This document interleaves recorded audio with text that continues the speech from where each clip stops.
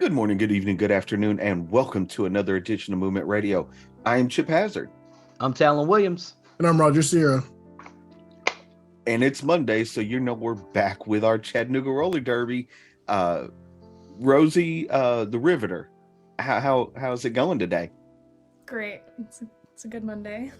It is a good Monday. It is a good Monday. I've got to know before we even get into anything. Where'd you come with your name? I guess looking at like historically powerful women, Rosie the Riveter came to mind as kind of like an icon. I don't think she was really ever a real actual person, but just like the face of her and the movement that she kind of backed with the imagery and stuff. Awesome. The powerful women in history. Right. All right. So let's kick the show off the right way. For the people out there that don't know who you are, who is Rosie? I am an orchestra teacher. I actually just got my first job. I just graduated with my master's degree. Congratulations. Last Friday, actually. 2 Fridays ago? It's been a minute. Maybe a week. So finally, well, congratulations anyway. Thank you. And I just got a job at Bellevue Middle School in Nashville. Nice. So that's awesome. That's my thing right now is teaching in August, starting in August. Okay. Yeah. I also like to paint and to draw. I have a few like paintings and stuff that are pretty cool. And I love animals. My house is full of animals. We have chickens and reptiles and dogs and cats and all of it. You sound like my wife. Yes. So before you found roller derby, who was Rosie? Timid, very timid, very like shy. I don't think I really knew.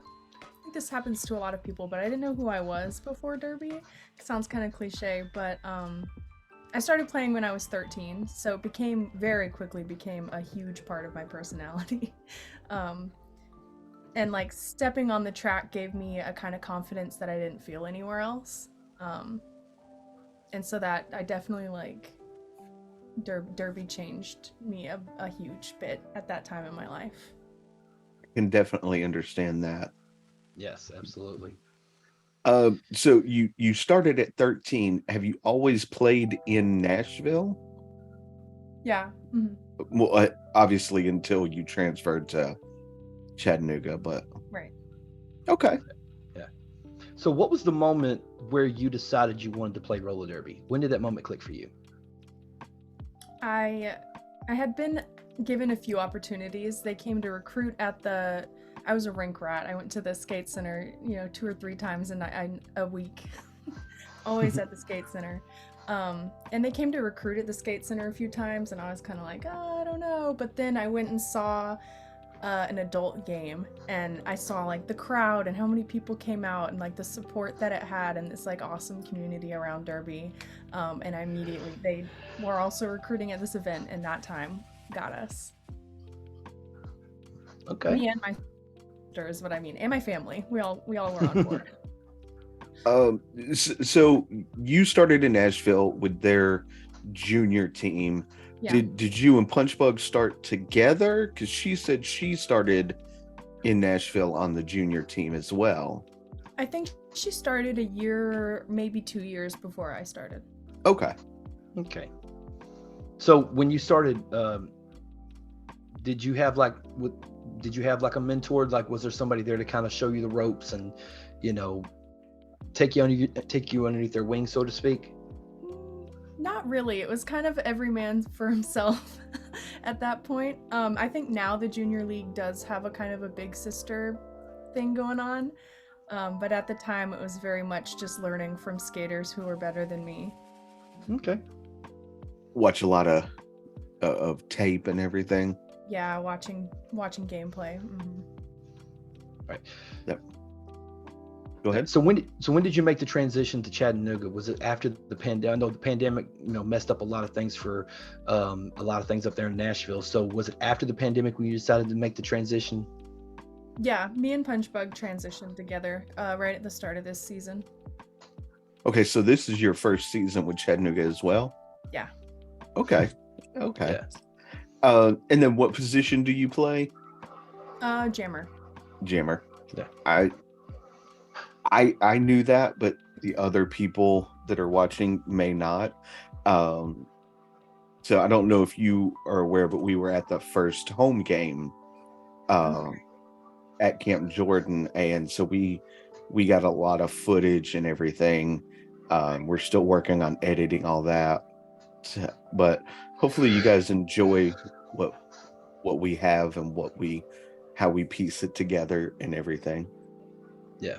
Awesome. So yeah, it was very interesting being there live. So absolutely. So being at your first year in Chattanooga, how did it feel to play for a different team? That's a really good question. I guess transitioning, I found that Chattanooga was very welcoming. I felt a lot of people reached out to me when I first kind of announced that I was transferring and told me how excited they were to skate with me, and the training committee was super welcoming and was kind of helping us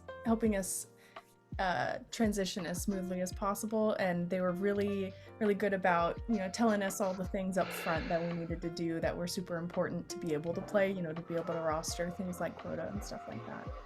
They made it super straightforward and clear, and it was really helpful. That's good. It's always good to have that kind of smooth transition. Yeah, and the community was super welcoming too. That's always good too. Absolutely. So have you always been a jammer, or is it something you kind of leaned into later on, or is it just something you've always done? Definitely always been a jammer. There was a time in juniors where we only had 9 skaters and we skated a full season. So everyone had to do everything. So I definitely have some blocking, but primarily a jammer. Okay.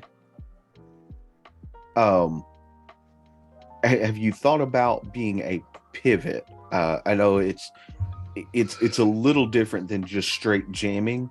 And I thought that was, when we were there, I thought that was a very interesting role to play, because you can literally go from blocking to jamming like that. Yeah, I would love to be a pivot. I do love to block. It's much more of a communicating. It's more about working as a team, whereas I feel like jamming is kind of a one man for himself kind of thing. Yeah, I would love to give pivoting a try. Yeah, because we talked about it on several occasions with the rest of the girls that, it's when you're a blocker, you're basically, it's a defensive position, but it's also offensive at the same time. It's weird. It's a weird dynamic, but you guys make it work awesome. So, Yeah. So what, you said you just graduated, you got your first job. So you're going to be teaching, and you're also a painter. Kind of. I like to doodle and draw. Here, I'll show you something I just did the other day. It's just kind of like little stuff. I don't know. Okay, so for somebody that just kind of likes to doodle, that's really good. Thanks. It looked like a Dr. Plague mask with a whole bunch of mushrooms going out of it. Yes, that is exactly what it was. That is awesome. That is so awesome. Yeah. So my question was going to be, what is your style? So is everything kind of like trippy like that, where you have the mushrooms and stuff? That's a good question. Ooh, I just dropped it on the ground. Okay. So most of my stuff, I actually like to do mostly like landscape type of stuff. So this is like really small also. I like small stuff. Okay. So just like teeny tiny little like nature scenes, I guess. That's mostly what I like to do. I have a thing of prints on my Facebook page that I've like put in there, and I've got like I've printed them out so there's multiple copies of them. Mhm. And so most of them are like landscapes and stuff. That's awesome. So Yeah. you're a nature person as well? Yes, very much so. Yeah. Yes. Do you like hikes? Yes. That's something me and Punchbug actually do together all the time. We love to go on hikes. So Have you actually go ahead, Chip? I was going to say, I'll tell you a funny story real quick. I have a 5 and a 6-year-old little boy. We went on a hike yesterday for the very first time. We ended up doing almost 8 miles round trip. Because they just wanted to keep going. And I kept telling them, like, the further we walk this way, we have to turn around and walk back the other way as well to get back to the car. So we got almost a mile back to the car, and they both were like, "Daddy, can you carry me?" And I was like, "Nope, that's not happening. Not happening at all." Y'all wanted this. Sounds about right. What is your furthest hike? Ooh. We went, I think it was, I don't remember, but we hiked to a cabin in the woods, and I think it was 8 miles in, and then we slept there, and then it was 10 miles out. So 18 miles in a weekend. Oh, wow. Well, I mean, that's not bad because you were at least able to rest. Yeah. Yeah, right. But we also had we were carrying our backpacks, with our tents and everything on there. Yeah, so it's like carrying a whole nother person. Yeah, it was fun. Right. It was a lot of fun. Right. What was your question, Talon? I forgot. We were talking about hiking. I just forgot. Yeah. Yeah. Okay, now I remember it now. It was something about your artwork. The one that you just showed, it like really looks awesome, by the way. I was like, man, that looks like it could be a tattoo. You ever thought about going into something like that? Like, hey, draw this, or hey, I drew this. Can you tattoo it on me or something like that? Yeah, I did at some point in my life think about being a tattoo artist. I had a feeling. The plague mask and the mushrooms has got me thinking now. So yeah, I really clean lines, so it makes sense. Yeah. Right, makes sense. Yes. Do you have any tattoos yourself?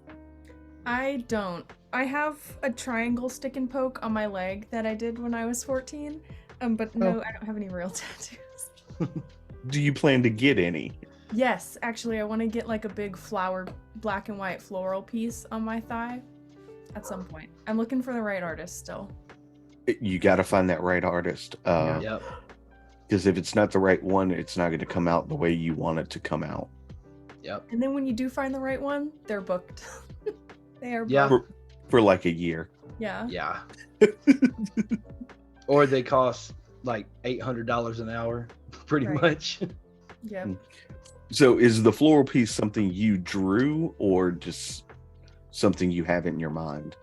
Just something I have in my mind. I think when I find the right artist, I won't have to worry about drawing it. I think that they'll just kind of understand, and I'll give them, their kind of liberties with that. That's cool. Definitely understandable. All right. We've chit-chatted enough. Let's get back to roller derby. That's why you're here. So you started in Nashville, and we asked kind of what the transition was like and everything. What has been the most difficult thing with the transition from Nashville to Chattanooga? I know you said everybody was real welcoming and everything. So was there anything difficult or? Yeah, I think especially coming up on my first job, I think the time commitment is going to be difficult, considering our drive is like 2 hours. So that's going to be the biggest commitment. The biggest difficulty is finding the time. scheduling my life around driving to Chattanooga to play roller derby. Right. Now you mentioned previously how the juniors they seem to be a little more well mentored than when you were coming up. Is there somebody on the juniors team now that you kind of mentor and you've just kind of taken under your wing and was like, hey, let me help you out? No one specifically, but I have gone and coached a few practices, and kind of, made a few friends here and there. And there's still one junior on the team that was on the team when I played, Queen Bee. I guess she would be one that I kind of feel a little mentorship. I don't know. We didn't get super close, but I definitely have skated with her and we've worked closely together. Okay. I was going to say, because some of those kids on the junior team, they are ruthless. Yeah. It's kind of scary, really. Yeah. They go hard. They invited us onto the track, and I was like, nope, too old. Nope. Not. So what's your favorite thing about jamming? Is it just the freedom to skate, or what? I had never actually thought about that. Here I come with the hard questions. Hard questions. I was fixing to say that. Yeah. My favorite thing about jamming is that feeling when you're finally free and you just like skate that lap coming back to the pack. That's like the best feeling, is kind of like that, like the world stops for a second when you're through the pack. Mm-hmm. You're finally free. And that kind of is like a moment of like it's like synchronicity almost. It's just, yes, exactly. Yeah, free flowing. Into like a flow sometimes. Yeah. Doesn't always happen, but sometimes. Yeah. I did notice that, like, anytime one of the jammers kind of broke through the pack, like the crowd really erupted, and everything. And how does that crowd interaction help you in like the mental state of, okay, now I've got to get back through this pack of blockers? Yeah, it's definitely a great feeling to know like how many people are just watching, supporting you, and rooting for you, sometimes against you, but either way. Ooh, I forgot the questions. Did I answer it? I said, yeah, you pretty much did. I was just saying, how does the crowd reaction help you to get back through the pack? Right, yeah. So it's different like at scrimmage, when you're just playing at practice, there's no one there really yelling for you. So when you do hear the crowd, it is very, very encouraging. It gives you that extra like, oof, like, doing it for them kind of thing. Right. So what would you say in comparing the crowds from Nashville to the crowds of Chattanooga? Like, is there a difference between the crowds? Is the crowd in Nashville a little bit more, Chattanooga a little bit more? Where would you go? When I first started in Nashville, we were playing at the fairgrounds in the like sports arena, and we would fill it up, especially for games. We had like a Harry Potter game where you could buy spells, and like you would buy a spell, and like the jammer would have to skate backwards for the jam or something like that, or you could buy a spell to have a skater skate for the other team, kind of, it's a fundraiser. And so we would always get a big crowd. I think the biggest was maybe 1,000, close to their 5. I don't know. I'm really bad with numbers, but like it was a lot of people. That place was full. So compared to this crowd, it was a little bit smaller, but it felt very warm and like, and full. Right. That's people. Wow. Yeah, that's a really cool idea though. The buy the spells to change up the game. I think that's a really cool idea. Yeah. It is. Interactive between the crowd and the skaters is really cool. Well, yeah, the crowd feels like they're more into the game at that point, so you may draw more of a crowd. Of course. Have you thought about pitching that to Chattanooga? I have not. No, I will think about it. You might want to. Nashville stopped doing it. I think they do something else now. Well, so I think yours now. I think it just got pitched. Yep. People are gonna watch this. Yeah, people are gonna hear it. Yeah, absolutely. We think it's a great idea, so yes. So where do you see yourself when it comes to roller derby, say in the next 5 years? That's a really good question. With my new job, the timing is, I'm still working on the timing and all of that, and I still need to kind of communicate with Chattanooga on what I'm going to do starting in the fall. So 5 years is kind of a long ways away. I'm still just taking it week by week right now. Definitely understand it'd be that. Great to still be playing with Chattanooga, Yeah. Well, where do you see yourself personally?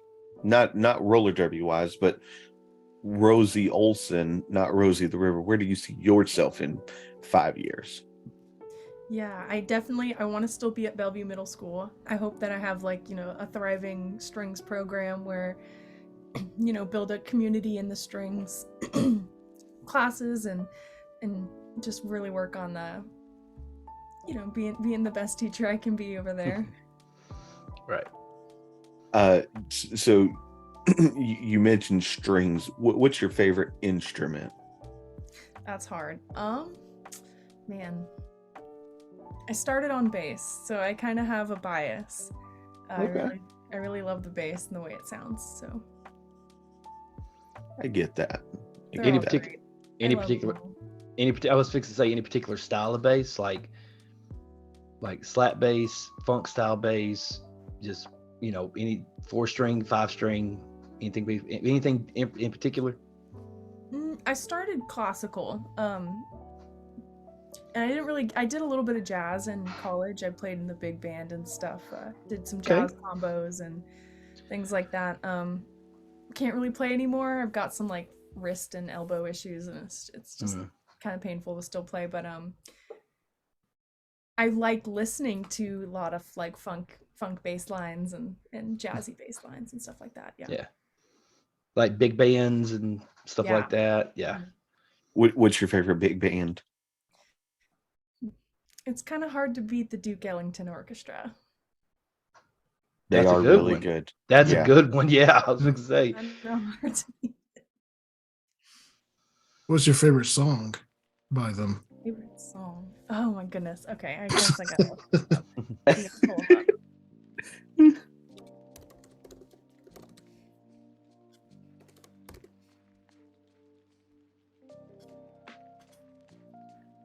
Let's see.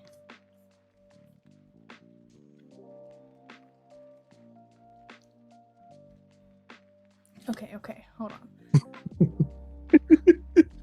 We're getting there, ladies and gentlemen. Just give her a second. Okay. She knows it. She's just looking for the name. Yeah. Okay, I think it's Mood Indigo. I think it's that one. It's at the right spot in the album. It's hard to know. I just listen to the album usually. Let's listen to it. Let's see.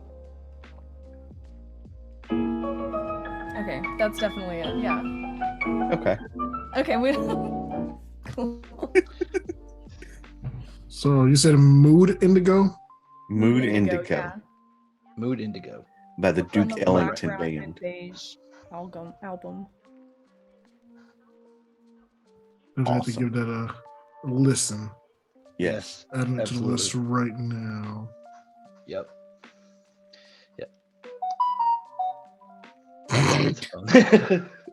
That's definitely not the Duke Ellington. That's cricket.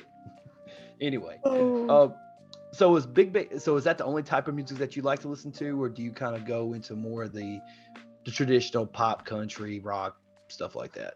Yeah, I listen to a lot of stuff. Yeah.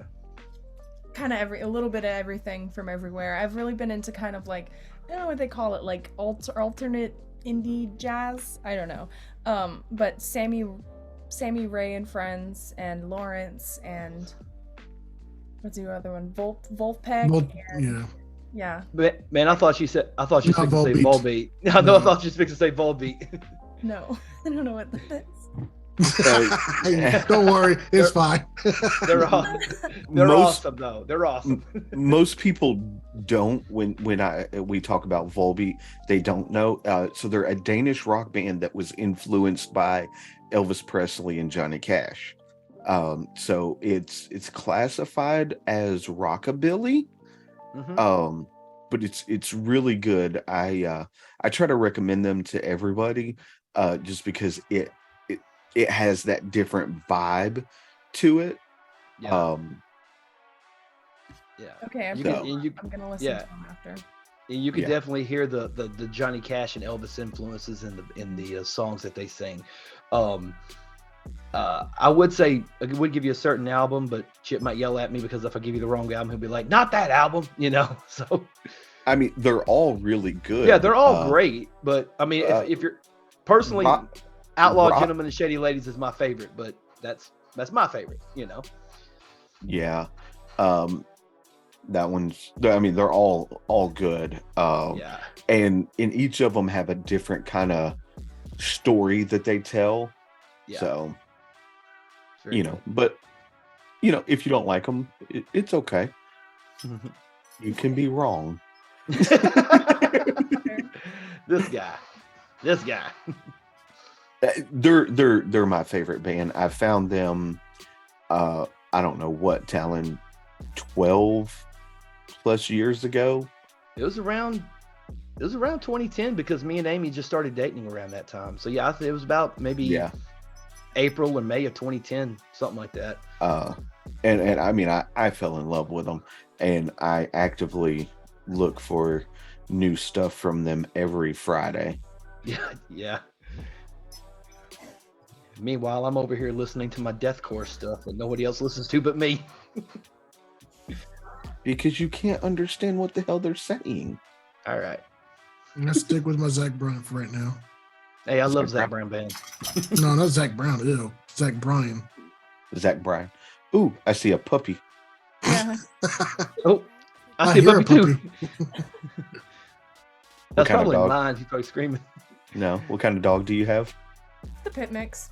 Oh, ooh, awesome. We got her as a rescue, so we're not really sure what she is. Oh, okay. Yeah. She's being crazy right now. She's like rubbing up. It's fine. Yeah. Sorry, she's loud. No, she's fine. We have kids, so they're louder. Yeah. Yes. Yeah. Ours is a pit mix too. It's part pit, part cane corso. Thing is huge. It's a year old, weighs 120 pounds, and probably about as big as my kids. So yeah, she's big. But anyway. So previously you said you have all kinds of animals, chickens, dogs, lizards. What kind of reptiles do you have? My sister who lives with us, she has a California king snake. That's awesome. That is awesome. He's maybe about a year old, so he's pretty small still. And then my mom has a bearded dragon. Yeah, those are the two reptiles. Okay. We used to have a gecko. That makes me want to go get mine real quick. 3 years old when he died, so. Oh, sorry to hear that. That's about how old ours. We had a leopard gecko, and he was about 3 when he died. So we need to get a fat tail gecko if they last longer. Well, I think ours actually froze. Oh. Yeah. You didn't have the right heat lamp? No, well, we did, except for the boys would turn it off at night because, lights out bedtime. Yeah, for everybody. Yeah. Yeah. So I think he actually froze, which is not good. Yeah, But, Claus went to that long night is what Claus did. yeah. How many chickens do you have? We have 8 chickens. We have 2 from our last batch, and then we got 6 more this spring. Awesome. My wife's been talking about getting chickens. She's tired of paying for eggs. I think we all are tired of paying for eggs. Yeah. I paid a lot for eggs to begin with. I go through 24 in a fucking 3-day span anyway, so. Oh, yeah. Oh, yeah.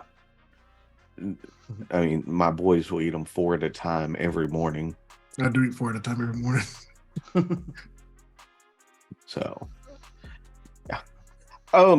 Well, Rosie, we won't keep you too long tonight. I know you got stuff to do, and you got to get prepared for that new job that starts in August, right? And everything. Recovering from the weekend, Yeah. Oh, I graduation almost forgot. partying, No, I almost forgot. You guys had a tournament this past weekend, right? Yeah. How did that go? It was great. I think I feel like we bonded a lot together as a team, and I had a great time. I think we all had a really fun time skating. Yeah. That's great. And off the track, I think we had a lot of fun. Yeah. Yeah. That's great. So this is the point where we let you promote anything coming up that you want to promote, social media, upcoming game, whatnot. This is your time. I think our next home game is June 10th. Yep. That's all I got. All right. June 10th at the Camp Jordan Arena. Be there. Game starts at 2. You guys know more than I do. Got it. Well, we don't have to actually worry about playing and getting our mental state for all that. You got to focus on more stuff than we do. Yeah. Absolutely, yes. But yeah, one last question though before we go. If you can give anybody any piece of advice about whether it be roller derby, life in general, what advice would that be? Ooh, don't be afraid to make mistakes. Don't be afraid to make mistakes. I think especially again, growing up kind of a shy, timid kid, I would think of things to say, and I wouldn't say them because I would think they'd be too stupid or something, And so just don't be afraid to make that little mistake, because the worst that the worst somebody could say is no. Yeah, exactly. Yeah. Exactly. Yep. I'm there with you. I know exactly what you mean. But yeah, just like what Chip said, we're not going to keep you too long.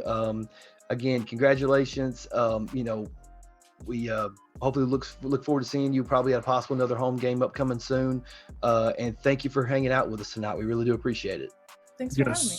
That's what. If you want to hang on for just 1 second while we pay some bills real quick. Thank you guys for tuning into tonight's episode. We really hope you guys enjoyed it. Anything you guys want to say before we bounce out here this evening? As always, check out movementradio.us. That is your one-stop shop for all things Movement Radio. Your turn, Raj. What you got? As always, just go over to, you're on YouTube already watching the video, but for audio listeners, go to YouTube, subscribe, hit the like, and obviously go down to the Camp Jordan Arena on June 10th. Absolutely. Shout out to our sponsors, the OGGearAnime.com, audibletrial.com/movement radio, Canva, Zoo, Lily, Elementor, GetResponse, Just Cash Clothing, Entertainment Earth, and W.GG. Thank you guys for all the love and support you guys have been giving us. Also, shout out to all of our friends that's been down with us since day one. You know who you are. Again, Rosie, thank you so much for being here with us tonight. Thank you guys for tuning in. We'll catch you guys next time. Hit him with the outro. Please do not leave without leaving a like, comment, share, and subscribe on your favorite podcasting platform and right here on YouTube. Make sure you check us out on all of your social media platforms, Facebook, Twitter, Instagram, and TikTok. Check out the YouTube channel, subscribe, click that bell to get notified of our latest videos. Streamlabs.com/movement radio/merch. Go copy some merch.